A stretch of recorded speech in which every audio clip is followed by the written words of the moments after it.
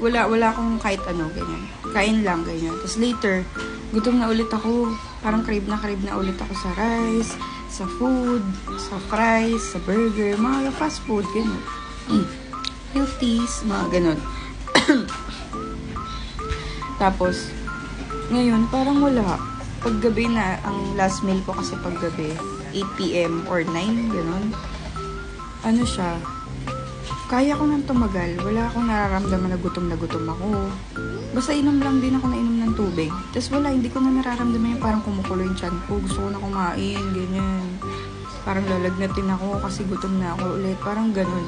Wala yun, nawala siya. Imagine na, pang 3rd to 4th day ko pa lang.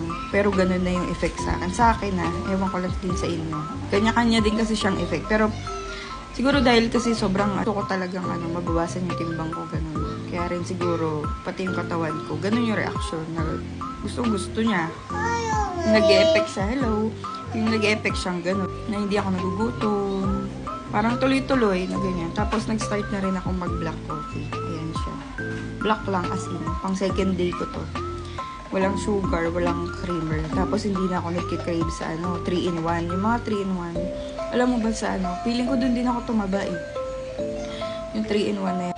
Ano siya, after ko ng morning, gusto ko siya ulit inumin ng lunch or before ako matulog, ganun.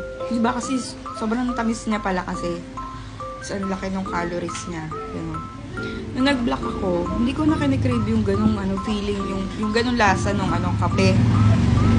Normal lang, wala na, natanggal na. Tapos alam mo, di ba ang dami?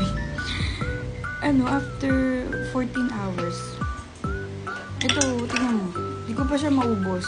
Konti lang to before, pag kumakain ako, ang bilis ko kumain. Tapos gusto ko ulit sumandok ng kanin, ulam, ganun. Ngayon, hindi ko na siya maubos. Parang nasasanay na konti yung ko, yun siya. Ayun lang. Try na rin siya, okay siya.